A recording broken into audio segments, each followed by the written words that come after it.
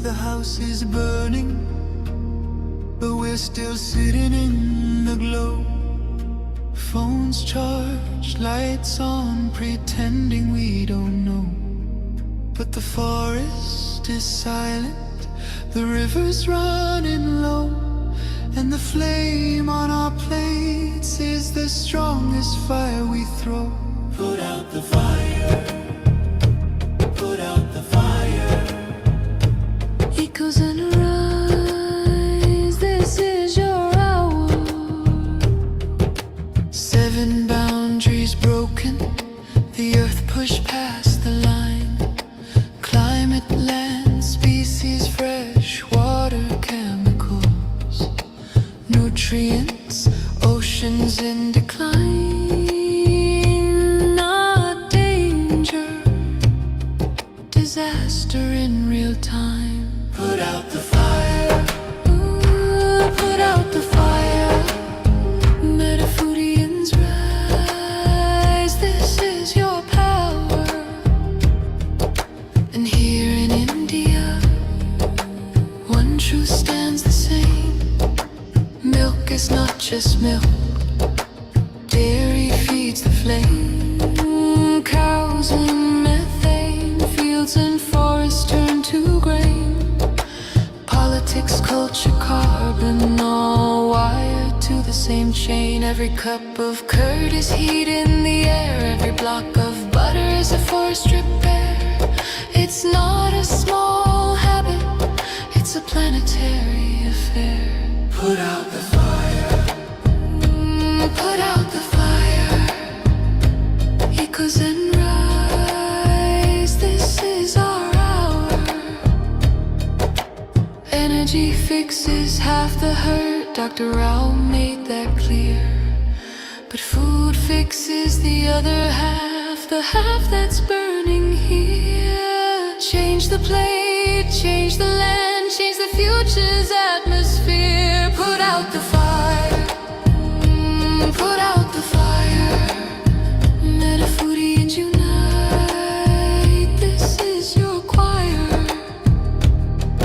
Every millet, every fruit, every sapseed, every bean is water on the wildfire of a world we've never seen. Every oil-free bite is a river turning clean. This is not perfection, it's direction. Not pressure, but protection. A week of choices can cool a generation. A company's courage can ignite a nation. Put out the fire, ooh, put out the fire. Echoes and rise, this is your hour. Metafoodians unite, Metafoodians ignite, sharing love in the metazone, light in the path to a cooler home. Put out the fire, ooh, put out the fire. Together we rise, together we inspire.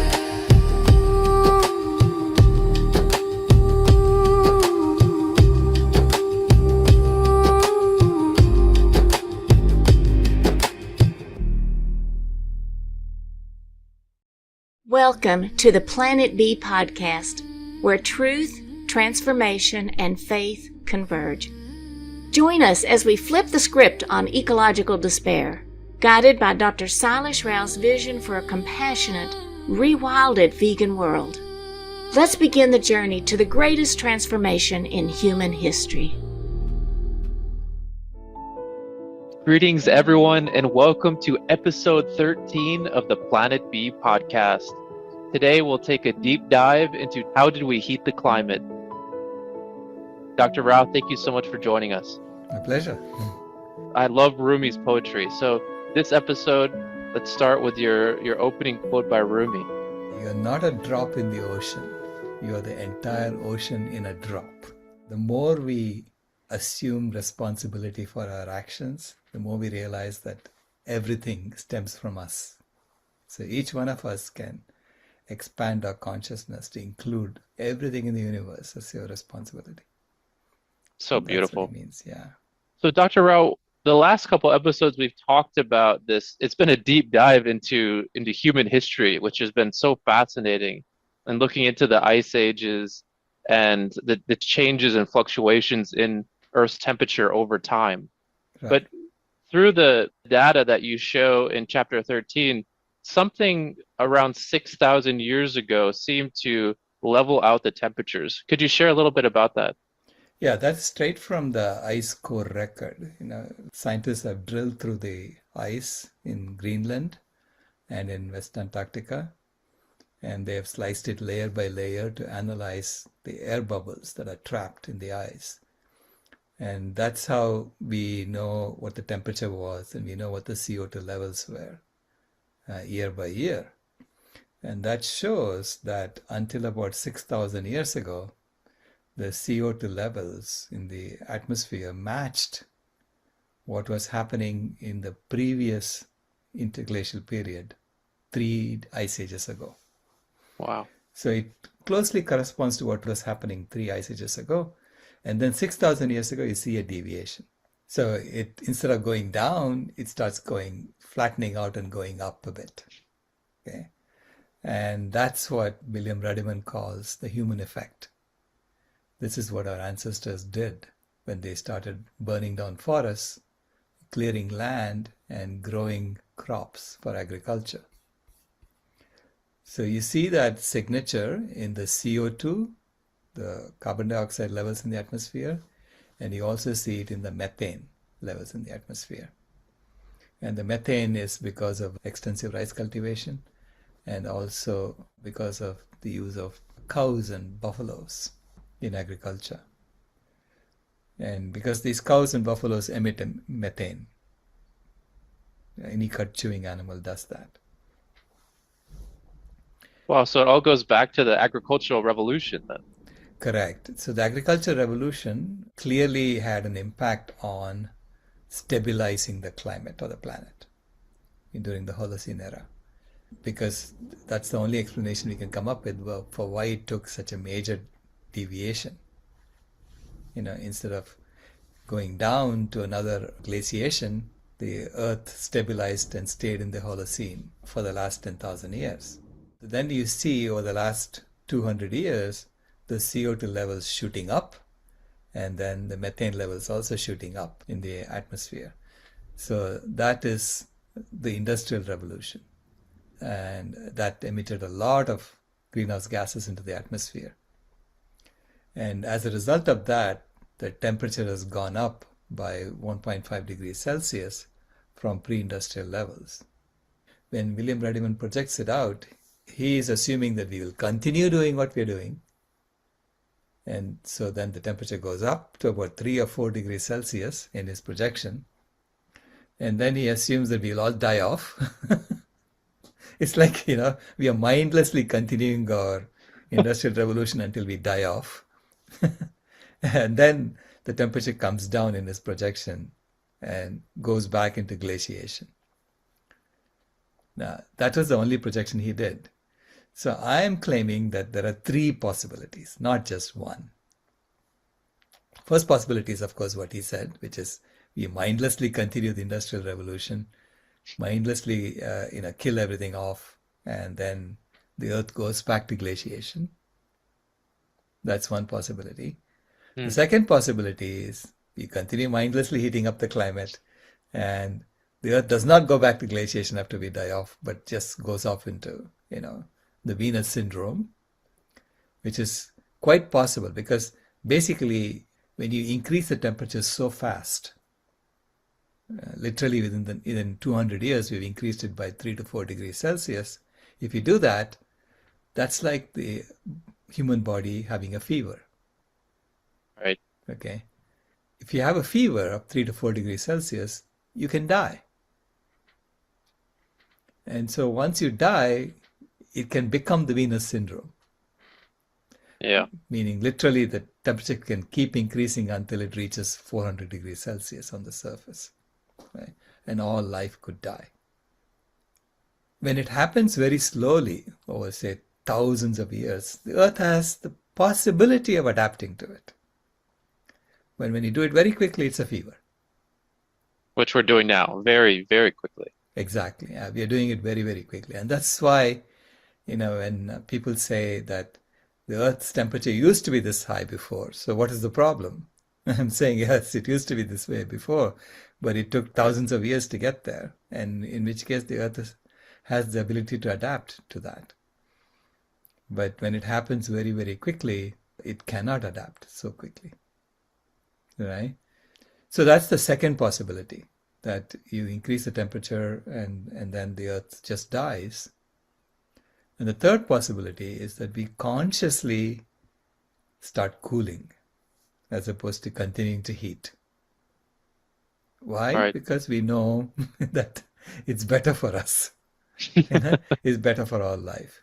So we consciously start cooling, and then we stabilize the temperature at the stable state, which is the thermostat setting from 200 years ago, and maintain it there for as long as we want. So that is the transformation from climate heating to climate healing that I'm talking about, right? And that requires a system transformation of the human engineered systems of the planet. I like choice number 3 the best, I think. Yeah. So I'd say, at the end, I'm only going to consider choice number 3. I'm not going to consider choice number 1 and choice number 2. It makes zero sense that we would continue to do that. Yeah. It's interesting because it seems like, this is kind of why possibly that you chose the title of your book, There Is a Planet B, is because most of the people in this field are only thinking about number 1 and 2. Right. Yeah. Because they cannot imagine a different human engineered system. Right. So they're just assuming that we are stuck in the system, and that's all we know to do. Now, all human engineered systems that we have today, we inherited. We didn't design any of those. We kind of tweaked them a bit here and there, but mostly we inherited them. So they're all organic, right? They were not designed. And now we have the possibility of designing human engineered systems that work for all of us. And this is why it's important to go through the foundations. It's important to go through, how do you stabilize systems? How do you maintain them so that they stay aligned with nature? Yeah. Right? So our generation has the responsibility to re-engineer human engineered systems so that they are stable. One of the things that we're all trying to learn how to do better is to communicate this message of number 3. How can we communicate this out better to the general public? I wish I knew. Yeah. You don't know what inspires people. So we are thinking of stories. We're thinking of, we tried documentaries. They only reach the intellectuals. You don't go beyond that. And you have to now think of stories that would inspire faith leaders. I watched the video of this Jain leader who created an event to tell his followers to go vegan. Okay? Because he's gone vegan. So first he convinced himself that he has to do it. And then to convince his followers, he created an event in which he had one spiritual leader, a medical doctor, to explain that it's healthy to do this. And then the third person he had was an athlete, a Jain athlete. So you have to find people within the community who are, a medical doctor, an athlete, a spiritual leader, and finally a young social media influencer. So like a panel, kind of like a holistic panel. It's a holistic panel. It covers all aspects of this transformation. Okay. And then he also had a smorgasbord of delicious vegan food that he said is available in the cafeteria today if you go eat it, right? And he invited people to come up and taste it. And then he also created a website addressing all frequently asked questions. That's wonderful. It's a fairly comprehensive event he created. It's very well thought out. And I thought that's a great way to bring a community along, an event like that. So every community can imagine doing something like that. And that's how I think the message can spread, that we have to move out of this climate heating phase to the climate healing phase. And as I said, climate is just number 4 of 7. So it's Yep. literally healing all 7 planetary boundary transgressions. And that's what you will do when you try to heal the climate holistically. Yeah, it's very interesting. What fascinates me so much about your book is when you go through all of the human history and the 9 planetary boundaries, and it's so clear that vegan is a solution. I know we'll get to that in the following chapters. I think we're all discovering better ways to communicate that message because it's like you said, everyone is coming at it from a different angle. So it's helping people unite around this Planet B concept. Right. Planet B is a comprehensive systems engineering framework around veganism. Okay. That's the way I see it. Veganism is the fundamental philosophical change that needs to happen. And it's really just implementing the scriptures of all the religions of the world. Okay. Because all the religions of the world are talking about compassion for all creation. So it's implementing those scriptures with integrity, Right. without putting escape clauses. Right? That's all it is. Yeah. You're not adding any lines to it. Right, right. You don't have to. Because we originally probably had to include all those escape clauses because we thought it was necessary to consume animals for our well-being. And now we know it's not true. Right. And this is why it was so important in the panel for that Jain leader to have a vegan athlete. So that he had someone there who climbed Mount Everest as a vegan. And he was building his body as a vegan. Mm. Yeah. Yeah. It's very beautiful. So this is just a shorter episode. It was more into, how did we heat the climate? But I think it just ties into this moving forward. How will we work to reach more people with this message? Dr. Rao, would you like to share any final words for episode 13? I want to tell you all that we are only going to focus on option number 3, which is how do we start cooling the climate right now and how do we start stabilizing it. And that's the rest of all the episodes are only about that. So please stay with us and come along and don't follow William Ruddiman's option number 1 So, or the option number 2 that may happen. oh, wonderful. Yes. It's an optimistic look in the solutions right here. So thank you so much, Dr. Rao. And episode 14 is really exciting. So episode 14 is how we use the earth, which the statistics are shocking. I think they're very important for people to know. So we hope everyone joins us for our following episode. This has been a podcast from Planet B, where we stopped confusing convenience with necessity. If you haven't moved here yet, we thank you for visiting.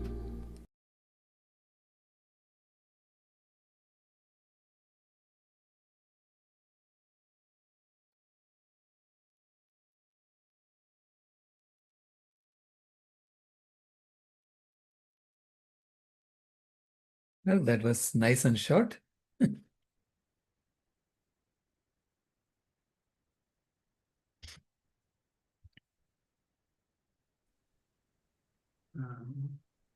Remarkable.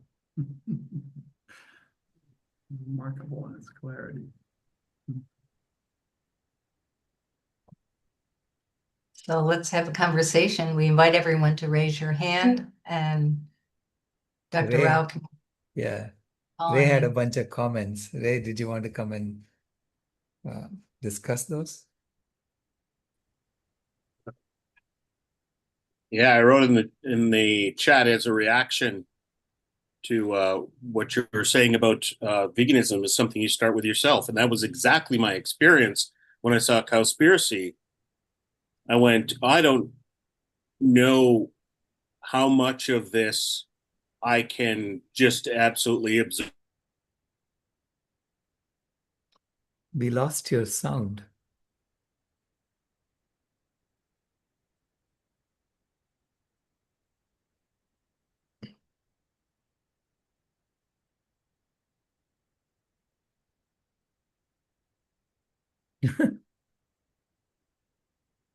Yes, I mean, it's showing that your mic is on, but we don't hear you.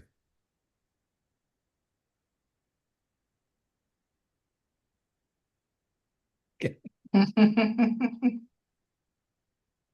Okay. He's gonna come back again. Right. He'll, yeah.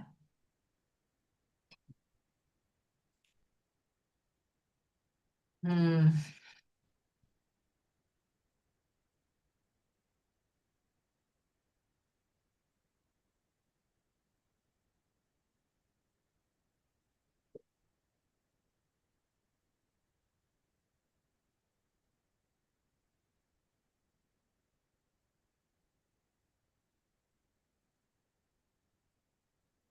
Okay, he's back. Let's see.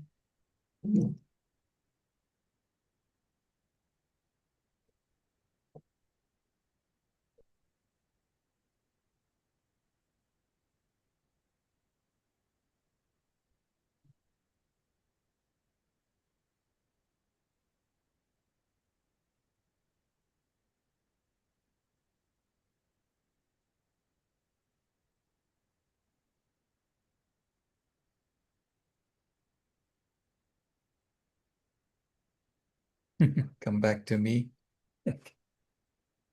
Okay. Mhm. Hmm. Is your audio working now? Is it working? Yes, it is. we hear Right. you. Oh. Okay. Oh, great. I logged back in. I'm not sure what the deal was. I was saying that I was reacting to when you were talking about the veganism is something you start with yourself. Right. That was my experience when watching Cowspiracy in 2015. I couldn't immediately absorb the entire world view, and I think I mentioned before that I set about trying to debunk it at the same time as I signed a clipboard saying that I was joining Climate Vegan, a new organization, and I wasn't even vegan yet. But I recognized that the world needed to change. I was convinced of that. And there was one person in the world that I had influence over, and that was me. Right. So Right. technically, you can start the process before you commit to it, but how long can that possibly last? How long can you be part of a solution? And I see that in environmental circles, they don't start with themselves; they start with policy. And Mm. how can you accomplish something when you start with policy if it's nowhere near the Overton window of everybody's? The zeitgeist is eat meat, and carnism is we eat meat because we eat meat, which is not any Right. sort of a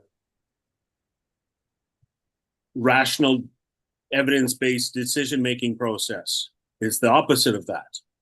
It is the rejection of any sort of justification. We're justified because we are the status quo. We are doing everything that's normal for humanity, whether it's harmful or not. Mm-hmm. So Yeah. I think that confounds a lot of environmentalists who don't understand vegan solutions because their solutions are entirely top down. We have grassroots movement. They call themselves grassroots movements, but they're a collective of individuals who are pressuring top down change. And that model, I mean, it has to happen. We have to keep demanding the policies that we need to override the industrial and economic drivers that are destroying the planet. We need to constrain those planetary boundaries from all the different sources of pollution. But the one that they ignore the most is the one that's causing the most harm, and they just don't have any understanding of how to get from here to there on a policy only platform. You can't demand vegan laws today. But I've got a book about activism and it says the best form of of activism is future-oriented activism. If you're looking for policy, it's called present-oriented activism. Demand something that somebody could possibly say yes. Demand something that where a politician will say, oh, that sounds reasonable, we can do that. We can change our energy grid from fossil fuels to renewable energy. It'll take 20, 30 years with huge resistance from the industries who are speaking exactly the same language as us. We can't do anything unless it's increasing growth and starts with jobs and ends with solutions that grow the economy. And you pointed out many times that's a madness that you can't use that as your motivation to solve problems. Right. It's a motivation it's not a motivation to solve problems, it's a motivation to maintain the system, growth. But you're right, about the solution requires us to change and also change policies. So it's both personal change and social change has to happen. Now, when you change personally, right, when you go vegan, for instance, the kind of policies that you would like to demand for the change to happen at the societal level are different than what the normal environmentalists are asking for, right? So it's no longer about change from give me subsidies for electric cars. I'm saying give us subsidies for healthy food. Make healthy food free. And so then you're addressing all 17 all 17 of the Sustainable Development Goals. And that's a huge step to change animal agriculture by you can reject it today. You can just stop right now. Whereas stopping fossil fuels right now, it permeates our society. We know that's true of animal agriculture. There's lots of animal products and everything around us, but not to the same capacity. And there's a bit of a hypocrisy that is kind of a sore spot, especially amongst climate deniers who like to point at the COP summit. Look at everybody flying in their jets to the COP summit. We still have to burn fossil fuels. And that's an example of, if you think that you could be effective at the COP summit, that's a plane flight that's worth taking. You're not going to the beach. You're not getting sand between your toes 2 or 3 times a year. You're doing something arguably constructive, though, it's debatable about how constructive when they really only want to solve one issue. And the silver bullet issue is something I find so fascinating because people will tell us, oh, you vegans think you can solve all the problems. Well, you're deflecting exactly your silver bullet solution. You think a renewable energy grid is going to solve all the problem, demonstrably with math, prove that it cannot. You already know that. Everybody already knows that renewing the fossil, changing our energy grid is not going to solve it. But it's almost, I point to capitalism is this mindset that legitimizes anybody who's got a widget. If you got a solution, you're allowed to focus on that 100%, and you're allowed to diminish any other competing options, just as you would if you were Coke trying to say that you're better than Pepsi. Right. There's not really any difference, and it's in our minds legitimized because it's all around us.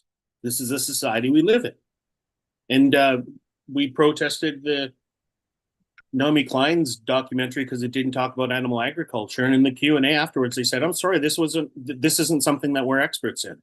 We're specialists in climate change that has to do with fossil fuels. We can't speak to that, and therefore they don't." Is that legitimate? I don't think so. Not if you're trying to solve climate change. If you're trying to get to 350 parts per million, use all the solutions to get to 350 parts per million. And to evoke Greta Thunberg again, how dare you ignore solutions? Right. So I keep saying you. I'm not talking to you directly. You're obviously the voice to the voice of reason. And you sometimes go to the COP summits and sometimes don't, because it's not worth the flight. Yeah. No, I'm going to go to the next one for sure because I think it's worth the flight. We need you there. Yeah. Toby?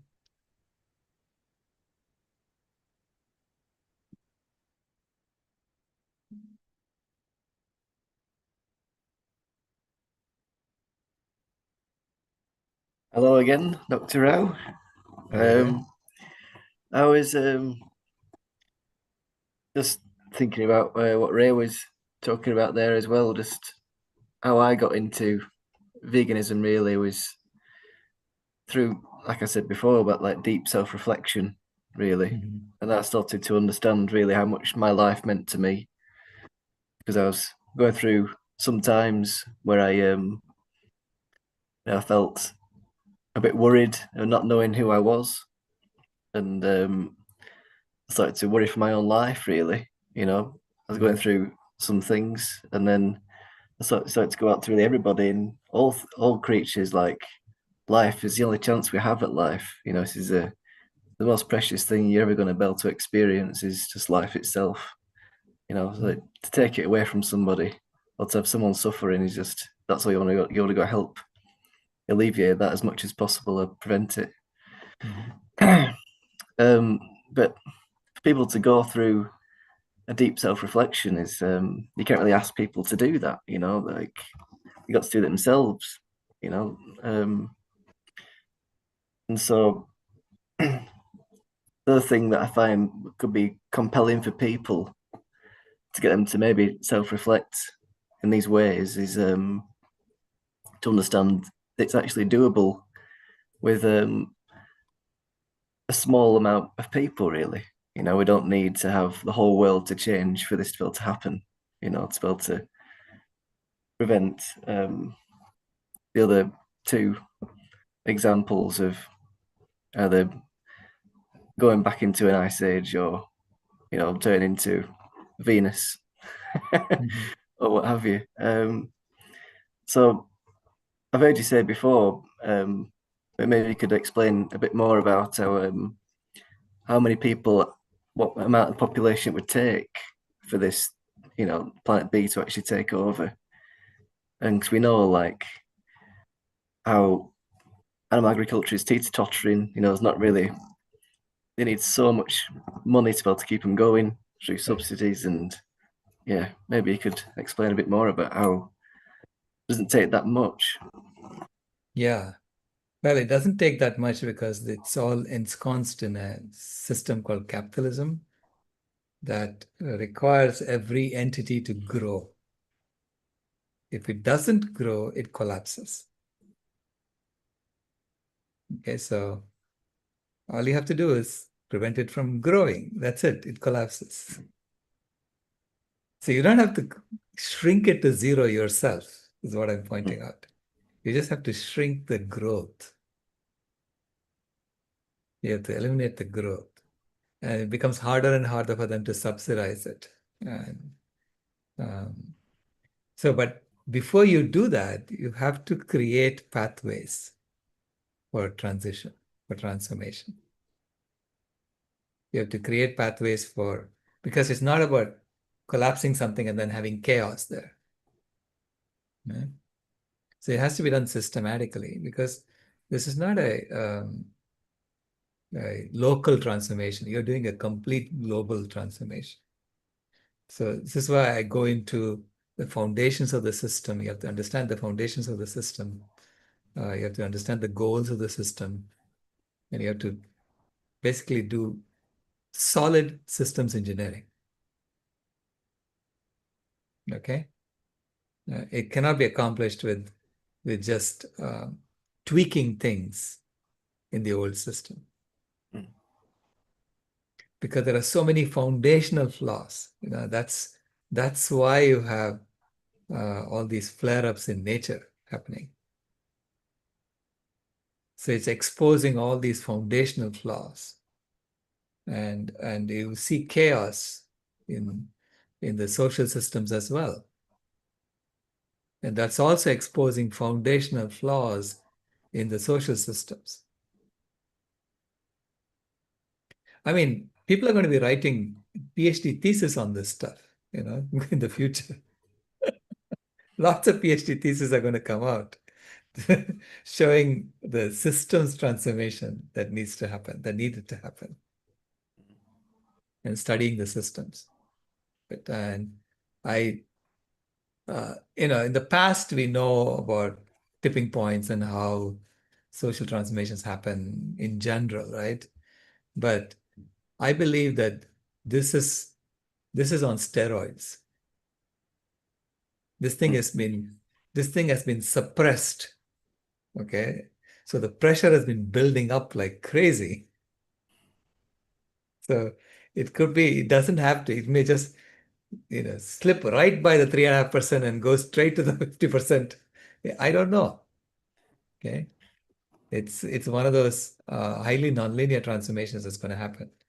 Because even over the last 5 years, it has been artificially suppressed.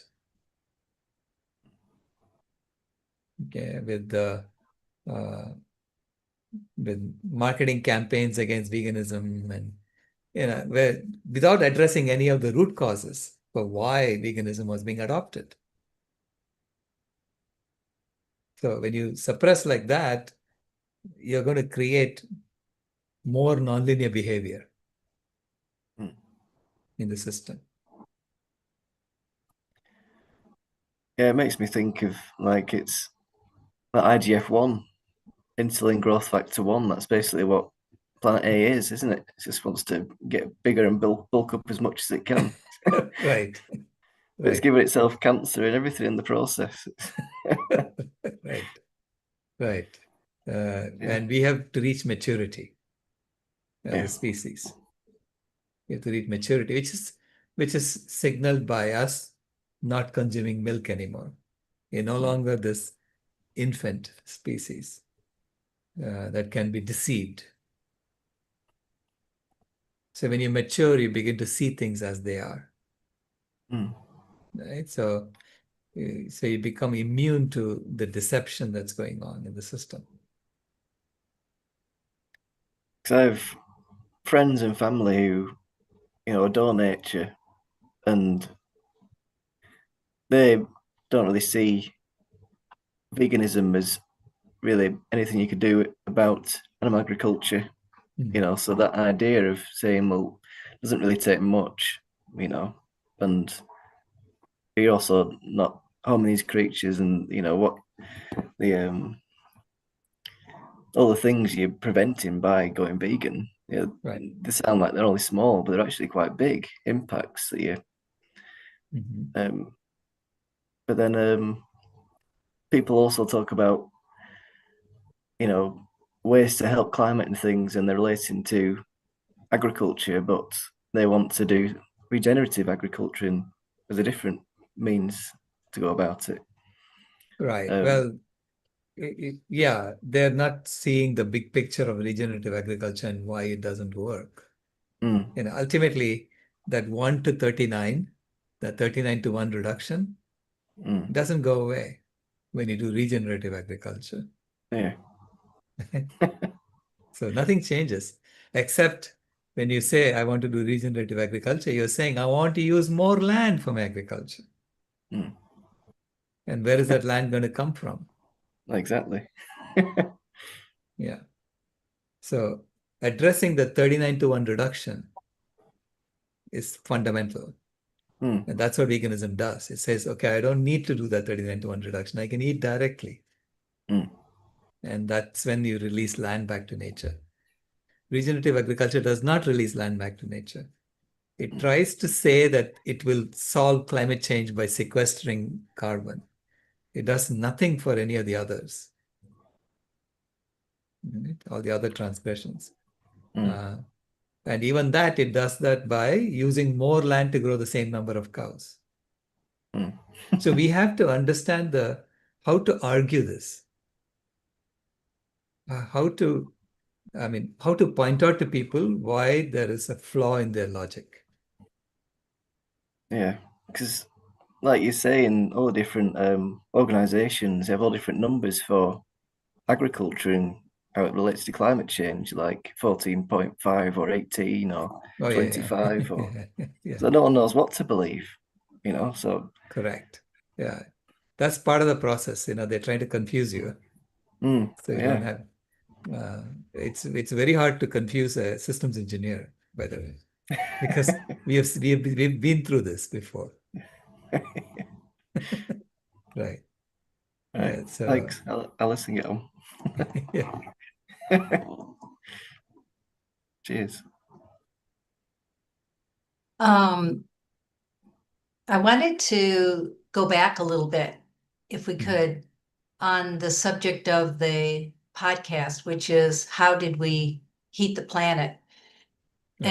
And you mentioned in this podcast that it's in the records. And I've seen some images of ice cores that were taken out, and Mhm. I don't know how they keep the ice frozen long enough to be able to examine it, or if they melt it and examine the chemical composition. I don't know what they do. But I'm interested in, I'm assuming that the CO2 level in the atmosphere is the same around the world. So Mhm. is it the same, the CO2 content is the same where I live as it is where you are, where it Well, is? it's a well-mixed gas, meaning, it mixes quite quickly, but that doesn't mean you won't have local variations. You will have local variations. Okay. But when you go, like, say, to Greenland or Antarctica, West Antarctica is where they were doing the drilling. It pretty much, when you're looking at a year by year average, right? So you're looking Okay. at a whole layer of ice. So the way they do it is they drill, and it's in ice. It's ice, right? So it's drilling in ice, and then they put it in a refrigerated truck, layer by, so I mean, like a cylinder by cylinder goes out. And you label these cylinders. This is the first cylinder I took out, this is the second cylinder I took out, and so on. Okay. And then when you slice it layer by layer, you can tell which year each layer came from. Okay. So you can do carbon dating. You can date it, not carbon dating. You can date the molecules also. So And anyway, yeah. you've talked about 10,000 years of history. Do these ice core, whatever they're taking out, do they go back that far, 10,000 They years? go back million years. A Over a million million. years. A million years, yeah. How far do they have to drill to get back that far? That's a long way. Yeah. So to create a hole all the way. Yeah. Yeah. It's a Yeah, big and operation. Yeah. so other than CO2, what else might they be measuring? They're measuring methane, and they're Mhm. also measuring temperature, the average Mm. temperature. They can figure out the average temperature that way. Correct, How yeah. So there's a interesting. thermometer that's built in based on the ratio of some isotopes of oxygen, Oh, right? There's a oh, lot of detective work going on in there, to figure out each of these. But it's reasonably well understood how to do that. The air bubbles get trapped in that year in the snow, and that gets yeah. compressed and becomes part of the ice layer. Mhm. Okay. And so in the air bubbles, you have CO2, you have methane. So you can calculate how much CO2 is there compared to all the other molecules. Then you can calculate how much methane was there compared to all the other molecules. So you have an idea of the parts per million of methane and parts per million of CO2. And So then, how do we, go ahead. sorry, how do we know that there were 6 trillion trees at one point? Oh, so that's that's a paper by Crowther. And so I don't remember exactly how he came up with that estimate, but it's based on fossil records. It is on fossil records. Okay. Correct. Yeah, based on what kind of forests were there in any given region. So then now they have data going back, a few thousand years as to what was there. Like we know that the Sahara used to have forests. And not too long ago, I mean, it's about 4,000 years ago or so, there were forests in the Sahara, Yeah. right? And then the North African monsoon disappeared. Okay, stopped coming. And people thought it was some change that happened in the climate. The North African monsoon disappeared, and therefore the Sahara died. But in reality, there's a paper that shows that the deforestation of the Sahara, in order to graze animals, caused the North African monsoon to die out. And then the Sahara became a desert. So the deforestation changes the rainfall patterns. And this is known as the biotic moisture pump theory of how forests create their own rain, right? And I was, the other day, Brahm had said that that was the one thing in their models that they couldn't match reality, which is how the rainfall over the forest stay roughly the same, no matter how inland the forest is. So they didn't match their theory. Is that what he was saying? Yeah, if you look at the models, the global circulation models, which is what Brahm was working on at the Geophysical Fluid Dynamics Laboratory in Princeton. In the circulation models, which are models for climate, models for weather, and so on, they knew that the rainfall that they were getting in the models over forests did not match what was really happening in reality. And that is because the models did not have the biotic moisture pump in the model. Biotic moisture pump says that forests create their own rain. Yes. By transpiring water vapor above the forest and then creating microorganisms above the forest that become nucleus or raindrop formation that sucks the water vapor from above the ocean over the forest and drops it on the forest. Okay, so the forest is now converting salt water into fresh water.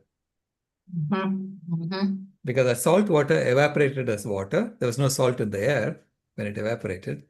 And then instead of falling back on the ocean, it got sucked over the land and became fresh water, right? So that's the biotic moisture pump. Okay. And by cutting down trees, we interfere with that biotic moisture pump. So we interfere with rainfall. And by interfering with rainfall, we desertify forests. So it becomes like a feedback loop. This is why the Amazon could quickly become a desert, because we are cutting the Amazon. Every year we're cutting some more of the Amazon. Mainly to, there's evidence that it's already happening, I think. Correct, yeah. Because we are seeing wildfires in the Amazon. Okay. Yeah. The Amazon is a rainforest. It's not supposed to have wildfires. Right. It should be too wet to catch fire. So the cutting down of the forest, you said in recent episodes, happened when agriculture started, when humans started reaching every corner of the earth after the last ice age. And in this ice record that you're talking about in this podcast, does it show kind of a progression that starts out slowly and then increases at a faster pace? Right, that's exactly what it's showing. So until about 5,000 years ago, you can see that the CO2 levels matched what was happening 3 ice ages ago. in the interglacial period, 3 ice ages ago, or 3 glaciations ago. I mean, there's one ice age and another 3 glaciations ago. And then you see it take off, right? And that's the human effect. That's what Rediman calls the human effect. So that's when enough agriculture clearing had happened to make the CO2, make all the CO2 from land go up into the atmosphere. So the CO2 levels in the atmosphere then start going up, and then they stayed flat at 280 parts per million until about 200 years ago, and then it took another upward swing, right? So, and now it's at 426 parts per million. So that's the combination of cutting trees and spewing CO2 into the atmosphere combined. Correct. Oh. Since from the industrial era onwards, we are still continuing to cut down trees. Okay. Yeah. Or still continuing to deforest. Yes. But on top of that, we are digging fossil fuels by the millions of barrels and burning them. And we don't have enough trees to absorb the CO2 anymore. Right. So you see it go up. But even then, if you look at the total amount we are emitting and compare it to the total amount that's staying in the atmosphere, you can see that until about 30 years ago, 90% of it or more was being sequestered. Okay. Yeah. It's slowly come down to about 70%. Today also, if you do gross accounting, meaning you count all the emissions as we are responsible for it, it's our emissions. Okay. Yes. We emitted it. And then don't take any credit for photosynthesis. You didn't do it. Humans did not do photosynthesis. Nature did it. So you give credit to nature for photosynthesis, you will realize that nature is already, even today, sequestering 70% of our emissions.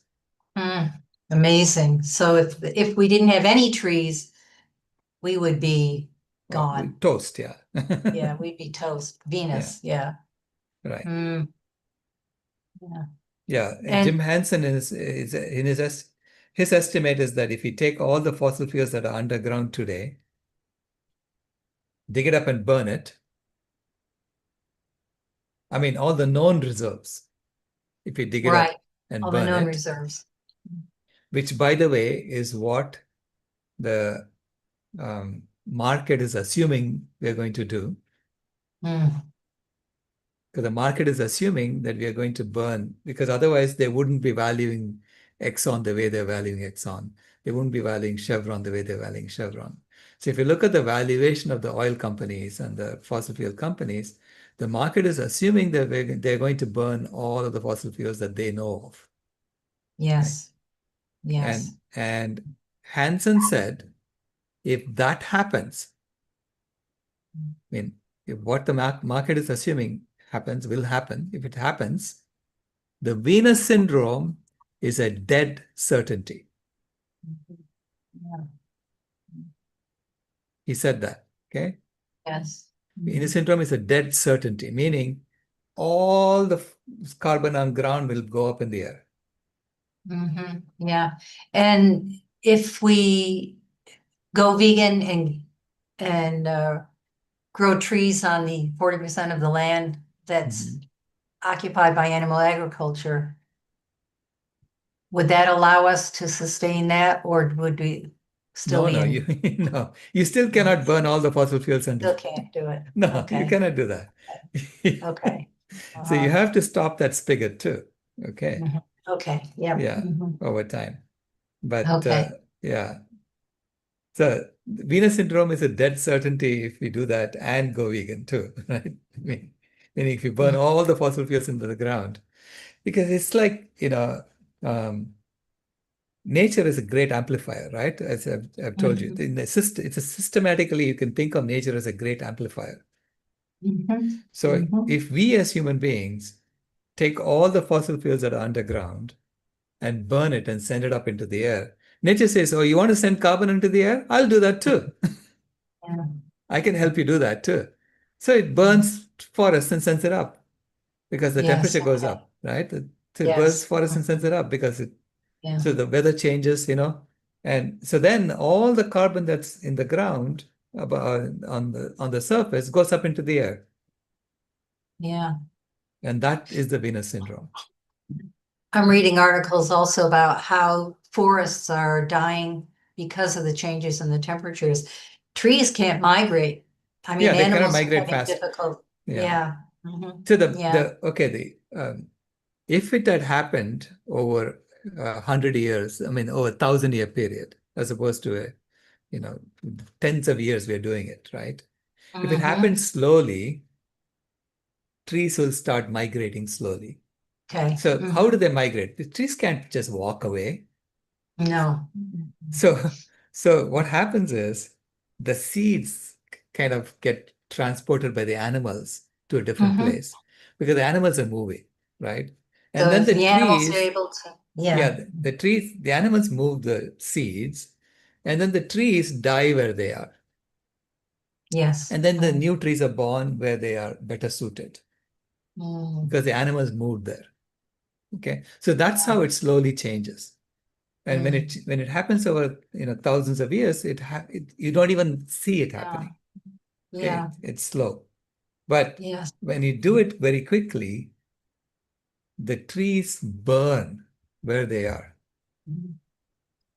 Yeah. And the seeds Okay, don't make it. they Yeah. don't. The animals are also dying off. Yeah. Okay. That helps to understand a lot. Yeah.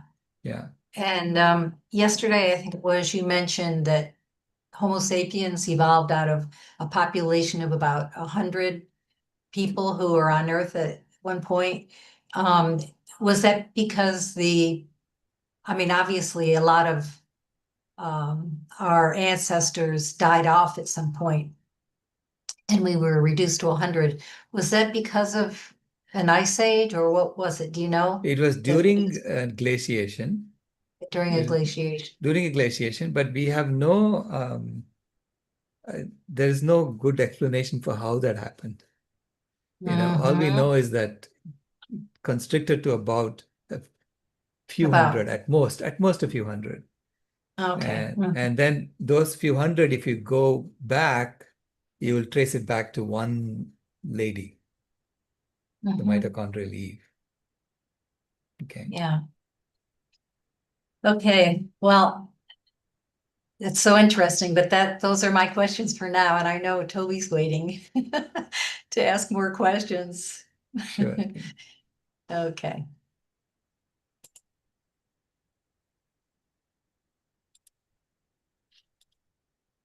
Toby? Here we go. Yeah, great. I was thinking if you're saying about how the idea of forests being able to create their own rain. I heard there's a scientist, I can't remember her name, in Russia, who I've heard talk about it quite a lot. They're doing a lot of work in Russia on that idea, I think. Right. It's really fascinating stuff. But I think if people know, surely, that the destruction of the Amazon is mainly caused by animal agriculture. Right. Surely people understand that, don't they? So people argue all sorts of stuff, but they can't wait till the Amazon's gone and turned to a desert until they're like, "Oh, right, well, this means we should probably do something. Work a bit harder on this." Yeah. And that'd be too late then, wouldn't it, if the Amazon had gone? Because Well, in the system's point of view, basically the Brazilians are saying, hey, you guys did that on your forests over there, right? North America, Europe. There are lots of forests that got destroyed. So what's so special about this one that we are destroying? No. Now, why are they destroying? Because a forest does not make money until it's turned into lumber or turned into some product, right? So now, what the Amazon is being used is to turn the soil, which has the capacity to grow soybeans and grass, into cash. And Good over for time, nothing. the soil disappears and it becomes a desert, Yeah. right? So you're sort of mining the soil and turning it into cash. Mm. Right? So there's a lot of cash to be made by making, by growing animals, feeding it to people, making them sick. There's a lot of cash to be made. But it's taking something that's real and making it into something that's not, which is Right, just numbers, So, right, I mean, I feel like we were wealthier a long time ago, right. when we had all this abundance of stuff. And now we've like all mixed it together and made this horrible soup of all No, sorts. but you see, this for people who have the cash, Mm, it's real wealth in the sense that they're able to make other people do things for them, mm, right? So yeah, they're able to make other people, go and even build rockets to go to Mars for them, mm, right? With the cash that they have accumulated. No? So in right. that sense, it's real wealth because Mm, we bought into it. We as species, as human beings, we bought into the story of money. mm, So one way to say, I want to start a different money game is to say, I no longer buy that money game. You just have pieces of paper with pictures of King Charles on it. That's all you have, yeah. right? So if you start seeing that as just pieces of paper, and these are all just numbers in a bank, numbers in a computer that I'm not going to honor anymore, right? Which is really what happens when inflation grows and people lose confidence in a currency. Mm, Right? What does it mean? People losing confidence in the currency is that they think these are all debts and those debts are not going to be repaid, which, by the way, is going to happen mm, to, to lots of currencies because a lot of the debts are not going to be repaid. And then those who are holding the debts are going to say, hey, it's not going to be repaid. I'm just going to, sell it as quickly as I can. And the value plummets in the market, right? So there's all these feedback loops in place for that. it's always people online, really, but they say a lot of people say that we're not actually in a glaciation. Even if you look on you ask AI or anything, they say, oh, it's like 1,000 years in the future until we'll enter the glaciation. And it's like, well, that's just taking into the idea of the human effects. Like Right. if you take that out, then we'll be in a glaciation, right? And they still say, no, no, no. But that's based on the AMOC. Sorry, not the AMOC. Sorry, the what do you call it? The wobbles Milankovitch of the cycles. Milankovitch cycle. Yeah, Right. Milankovitch cycles. So, but we can prove that quite easily, can't we? Well, that's what Bill Ruddiman is saying is that the Milankovitch cycles for this particular interglacial period looked like the one that happened 3 ice ages ago, 3 glaciations ago, Mm. until about 6,000 years ago, and then it takes a deviation. So clearly that deviation is caused by human beings. It's not the natural phenomenon. Absent human activity, we would be in a glaciation today. And we know that because of the Milankovitch cycle. See, the Milankovitch cycle also has randomness built in. Because if you look at um, the CO2 levels and the temperature in the ice core record, it's not nice. It's not a simple sine wave. Mm. It's got all these jagged edges here and there, goes up and down like a yo-yo, right? I Wild. mean, yeah, there's a lot of randomness, slight randomness in the wobbles. These are not completely deterministic wobbles. As we see, like the last ice age, the last major ice age, Hmm. it was different than the ice age previous, which was like a whole block of ice, the whole ice age. Is that correct? It's like Yeah. three ices, yeah. So So it's getting more and more like interglacial and glacial. so if you show the the graph that you had behind you Mm. uh, last night, or was it yesterday? Yeah, yesterday, yeah. Yesterday you had that graph behind you, right? And Mm. you see that the blue bars that are coming down, Mm. those blue bars that are coming down on the right-hand side, corresponding to the current era, was not a solid blue bar. Oh. If you were to drill deep into that, you would see it's like a fine tooth comb. It's like Mm. a fine comb. It came down, went up, came down, went up, right? Right. And it wasn't periodic. It's like a comb that's got, uneven teeth. Mm. That's what you would have seen. So the ice age before that one was solid. There Was was solid. no Was solid, right. yeah. That was 300 million years ago. That was solid. Oh, right. Okay. Oh, 400 million years ago. 400 million. Yeah. But yeah, so it's becoming more less and less predictable, isn't it, to Right, understand these right. things? So when you see a uneven tooth comb like that, it's a Mm. sign of a system that's oscillating, right? Which means it is very, very sensitive. Mm. Okay. So it's very, Yeah. very sensitive to small changes. It's so when your system is that sensitive, okay, you need to tighten the feedback loops Mm. if you want to stabilize it.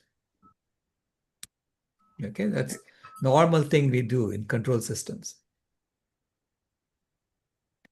And so the time constants or the feedback loops are very, very long, which is why it's not able to stabilize. It's going up and down. Okay. And so to stabilize it, you need to reduce the time constant, which is what we are able to do. Mm. So this is why it's also good to have a reserve of fossil fuels underground. Yeah. Just in, just in Just in case you have case we're to, getting, yeah, yeah. you have to, I mean, I don't know what our kids and grandkids have to do, to stabilize it and maintain it. But our job, our generation, our job is to stabilize it first so that you don't get into the Venus syndrome. Which was all the CO2 in the atmosphere. We want it down on Yeah. ground. Yeah. Yeah. The current plan, according to the market, the economic market's current plan is to get to the Venus syndrome as quickly as possible. Mm. Oh, That's what they're planning, right? That's that's what they've built into their models. unbelievable. Right. Thank you. Yeah. Yeah. Because Well, they have priced it in the market. They priced it in the fact that Exxon gets to burn all that fossil fuels and Chevron gets to burn all that fossil fuel. All these companies, they're priced according to that assumption. people see that and think, there's no point fighting it because, you can't beat them. They want to turn this place into, hell. Yeah, you can't beat them, but when people participate in the market, why are the stocks priced that way? Because there are people buying the stocks, right? And so when you price it in like that in the market, you're basically saying, I'm going to make money off the growth of Exxon, off the growth of Chevron. Mm. Okay. So you're betting that they're able to sell all that oil, right? Yeah. It's a betting game. We are betting that way, right? So the market is betting that way. So humanity as a whole is betting that we will get into the Venus syndrome as quickly as possible. I do. I've always thought that for a while too. It's just gambling. It's just like a big gambling It's thing, gambling. isn't Yeah. it? Yeah, it is. Yeah. Yeah. Wow. So And they're it's addicted. A lot of us are addicted, right? A lot of people are gambling in the stock market now, right? Mm. And it's not just the the playground of the rich anymore, because everybody has mutual funds and what, and they're moving things around, trying to grow their own little nest egg. And all of that is about growth, growth, growth. It's about growing the economy. And it's designed to do a fast track to the Venus syndrome. And this is That why protein. the third option I'm talking about, which is stabilizing, requires us to get off the growth paradigm. Yeah. So which we'll be talking about in future chapters, Right, great. Yeah. See, we have to agree that human engineered systems are the only things we control. Mm. Okay, really. Nature, we don't control. She's going to give you consequences for your attempt to control her, right? So nature, you have to figure out what she wants and try to help her be in alignment with nature. Okay, that's what we need to be doing. So only thing we can control is human engineered systems. And human engineered systems can be re-engineered anytime as quickly as we want. Mm. Right? It's the most beautiful thing, isn't it? But just explaining the idea that we think, oh, there's native trees, but they could still migrate over hundreds of years, like Yeah. we were native to Africa, and now we're everywhere, aren't we? You do slowly start to go around and think, like, to have these symbiotic relationships with all the animals, moving the seeds about and stuff. Like, nature's just absolutely beautiful. And to, be part of it as much as you can. That's the whole point of life, is really becoming who we are, integrate ourselves properly. Right. Right.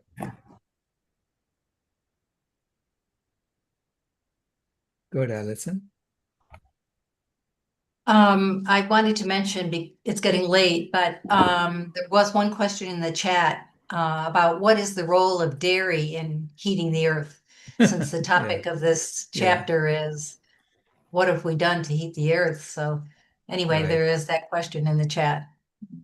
Dairy is the foundational industry for heating the earth. If you take out dairy, the entire heating enterprise collapses. It's that powerful. So this is why I say, addressing the dairy industry is paramount, right? Because without dairy, there is no cheap beef. And there is no cheap leather. So the dairy consumer has been thoroughly deceived into thinking that dairy is food, because it is not. Cow's milk is not really good food for us. It's meant for a calf to grow from baby to adult in 18 months, whereas we grow from baby to adult in 18 years. And we are 1/5 the size of a cow. So it's a fluid that's meant to grow a body 50 to 60 times faster than we ever need to grow. Okay? It's definitely not good food for us. It was used as medicine once upon a time. Because it was, medicine is taken in small quantities. Anything taken in small quantities is good for you. Right? Could be good for you. But anything that you think, it's okay, it's good for me when I take it in small quantities, therefore I can take a lot, it becomes poison for you, right? You know that. We all know that. Even water can become poison for us if we take it in too much. Take too much medicine.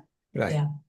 Now, in that context, dairy milk taken in maybe teaspoon or tablespoon was used as medicine to address issues, pathologies in your body or whatever, That's the way it was. And then they said it is like, oh, it really heals your body when you do this, etc., etc. So these are empirical observations that happened over time. Now, someone came along and said, that medicine, I'm going to turn it into food because I want to make a lot of money off of it. Okay. So, so now we are consuming it in excess. Not only are we consuming it in excess, it's no longer medicinal levels, but at food levels, the dairy itself has become commercially altered, I mean, chemically altered with hormones, with, genetic modification of the cows so that they grow really, really fast. Yeah. So that fluid has become more and more toxic. And it's also now storing all the chemical pollution. Because all the chemical pollution gets stored in fat cells. A lot of the chemicals we have put into the environment they stick to fat cells. So And so when they make skim milk and take the fat largely out of the milk, that goes into what, cheese? yeah, so the cheese is full of this. Ghee is Yeah. full of this. This is why I say if you use ghee as a something for sacred lighting ceremonies and stuff, it's full of this chemical pollution. So you haven't understood the current environment. So there's nothing sacred about showing that, using that as a fuel. Anyway, so it's dairy is the key, is what I want to say. Okay. Yeah. Okay. Because So without dairy, there's no cheap beef. yeah. Because the dairy consumer has paid for the beef already. Yeah. So then you only have the expensive beef after that. Yeah, you'll only have steaks. Yeah. So, Yeah. you'll only have steaks and so that the consumption will go down like crazy, right? If you have to pay that much for, Right. for steaks. Yes. So the And market itself also, yeah. I read recently that it takes 8 cowhides to upholster one automobile because you can't use the whole hide. You can only use certain parts of it for making the upholstery. So it would make the leather upholstering or leather anything would become very expensive also, not just the beef. Right. Yeah. Yeah. Everything it gets impacted. Yeah. So what do you want to do with your time? Do you It's want to okay. take more questions? Let's take Tammy and Ray. Tammy, you still have a question or no? Yeah, sorry, I couldn't put on my video. You go ahead, Allison. No, that was your question. Do you have another question, Tammy? I just wanted to elaborate on this a little bit. So Sailesh, do you think part of the helpfulness of this, bringing it to the compassion aspect of mother and offspring of all animals, but also like the beautiful biology of it, so like fat has a purpose, right? Because it stores toxins so we don't die right away.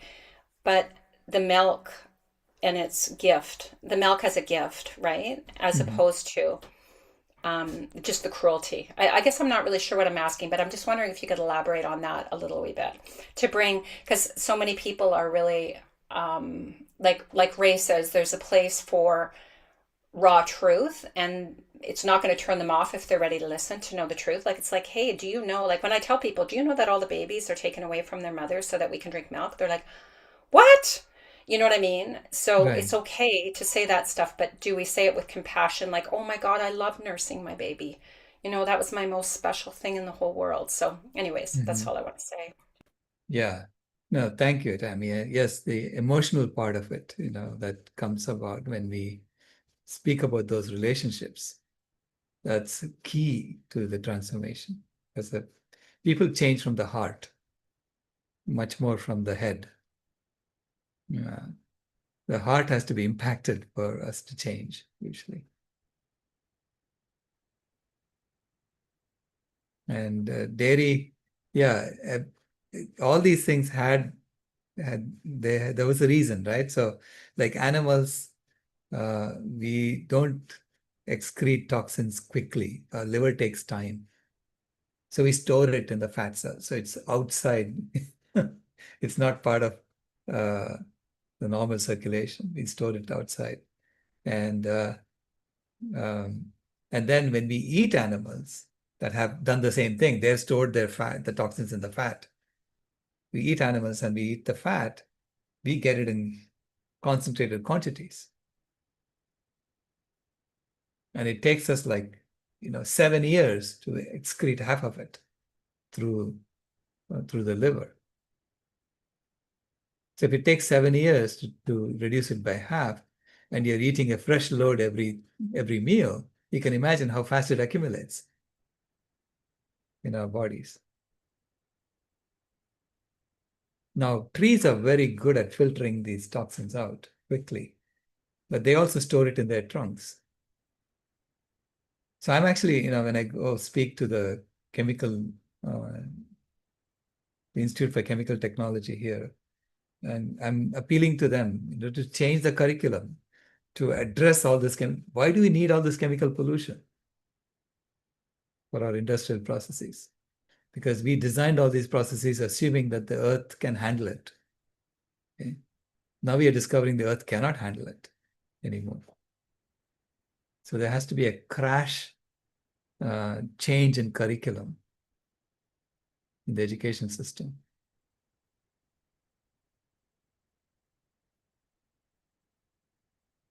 Ray, last question. Well, first, a little bit on this topic of dairy. Is vegetarianism a compromised worldview? That's kind of what you're saying. It's kind of we're better than most, so that's good enough. And cheese is the ultimate pleasure trap. It's like ice cream. Really, realistically, it should be in a category with ice cream, not with any sort of nutritional value. We don't eat ice cream for nutrition, and we shouldn't eat cheese for nutrition at all. Yet there's an incredible industry based around it. And as vegan outreach people know, how often have we heard people, I couldn't give up my cheese, couldn't give my cheese, when we talk about it being addictive. But that wasn't really my question. It was something you said earlier about needing to keep fossil fuels. And when I saw this diagram and I was kind of plotting it through this peak and decline, right? And then there's this point where we go into another ice age. It's hundreds of years from now. We're talking centuries, because this was 300 years. This is another 300 years, but we eventually cross that line, either because the human race has extincted ourselves or collapsed our civilization. We can't, we lose that infrastructure. But conceivably, the thermostat species could use fossil fuels resources. We don't burn them all. We don't burn them until they're gone and then go, okay, let's try renewable energy now. There's that mindset. But conceivably, we could need to burn fossil fuels in order to be managing the thermostat with our clever science. So science is definitely part of it. It's not returning to a non-scientific domain. This is something new. This isn't reverting. This isn't backwards thinking. It's always forward. Yeah, it is. It's moving forward, knowing everything we know, and keeping, it's not about forgetting everything and going back to caveman days. This is what people think it is. They're saying, no, it's not, got nothing to do with that. It's about making progress, understanding our role in the ecosystems of the planet, and then fulfilling that responsibility. As soon as we understood this graph, okay? As soon as we understood this graph and we know that we can change, we as a species did that, right? The A and the B, we did that. And all this yellow area. Yeah, all it's that we did. Bigger, more impact than the effects of fossil fuels. It's right there. Correct. So, and actually, I always should point out, this is kind of known as the era of industrialization and the burning of fossil fuels as our primary energy source, but it's also the industrialization of agriculture. Exactly. So that's not operating that's not evidence that it's going out of whack. It's great stability and then this going out of whack. That's Right. as much agriculture as it is fossil fuels. Correct. In fact, B, according to Jared Bishop, at least half of that B is coming from animal agriculture alone, right? So almost all of the A came from animal agriculture. And almost about more than half of the B came from animal agriculture. That's what he's claiming in his paper. Yeah. I refer to this as the early Anthropocene hypothesis. It's sometimes called the Reimagined hypothesis. And we've talked about why is it still a hypothesis? This should be proven by now. But part of it is that the Holocene is man-made. Talk about Anthropocene. We made the Holocene. And I don't think the majority of climate people are ready to admit that. That's why it's still a hypothesis, because the concluding detail here is that humanity is taking control of the environment.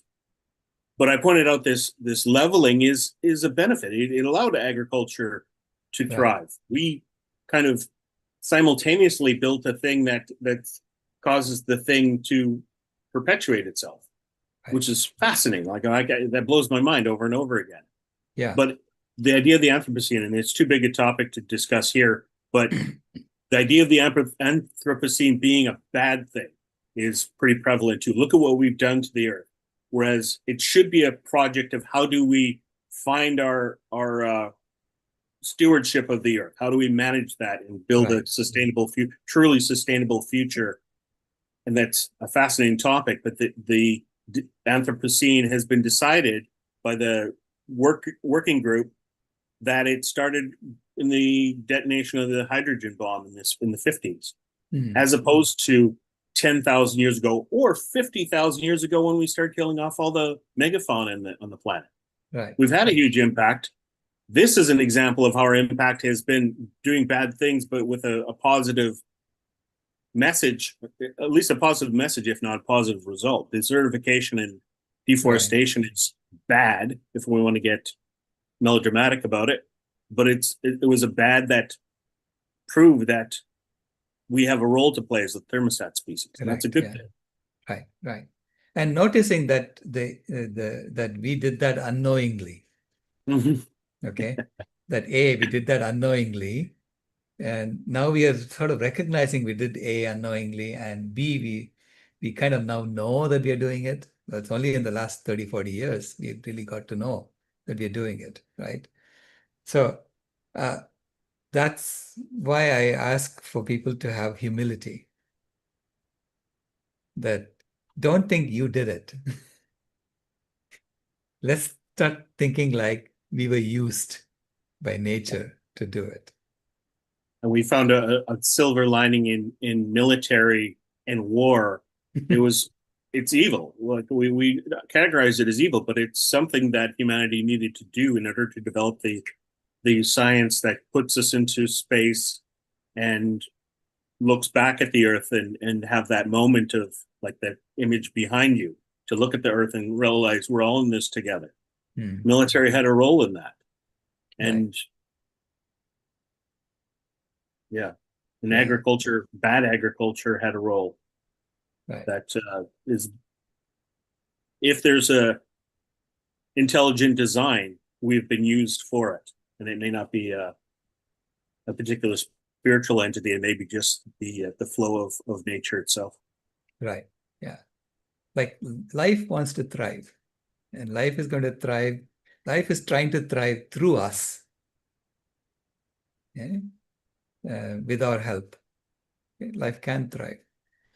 But we also have the capacity to create the Venus syndrome on Earth. Okay, so we have the power to do that. And we currently seem to have the intention to do that, according to I was thinking the atom bomb itself is something that had to teach humanity some humility.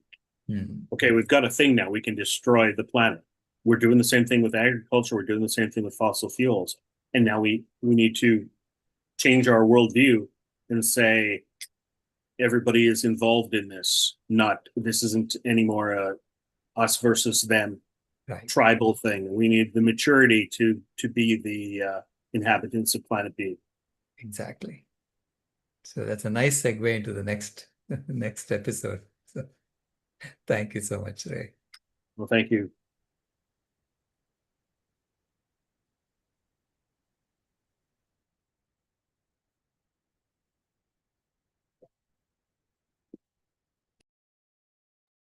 We'll see you all. The same thing will be repeated this evening, and we'll see you tomorrow for the episode 14.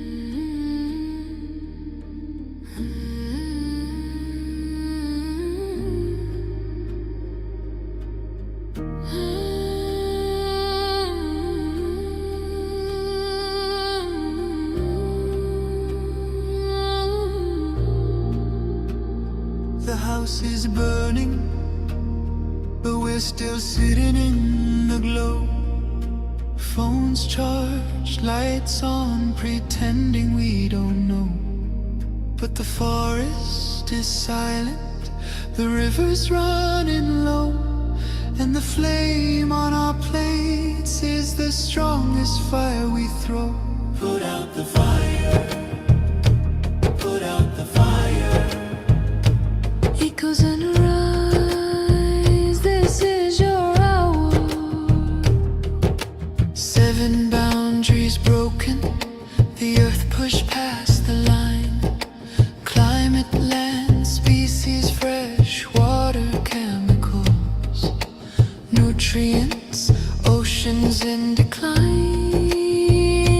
Not danger, disaster in real time. Put out the fire, ooh, put out the fire. Metafoodians rise, this is your power. And here in India, one truth stands the same. Milk is not just milk, dairy feeds the flame. Cows and methane, fields and forests turn to grain. Politics, culture, carbon, all wired to the same chain. Every cup of curd is heat in the air. Every block of butter is a forest repair. It's not a small habit, it's a planetary affair. Put out the fire, put out the fire. Echoes and rise, this is our hour.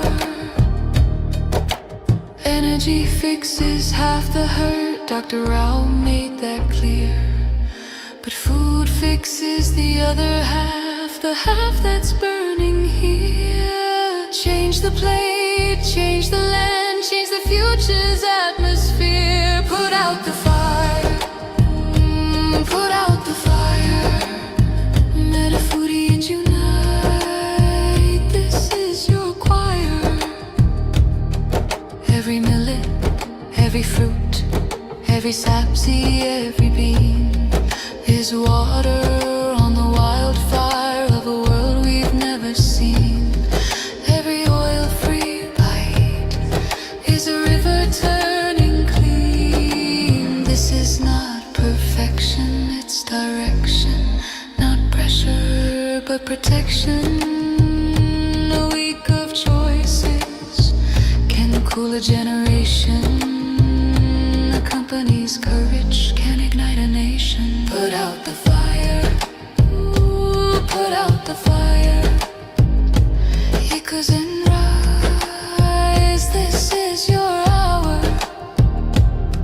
Metafoodians unite, Metafoodians ignite, sharing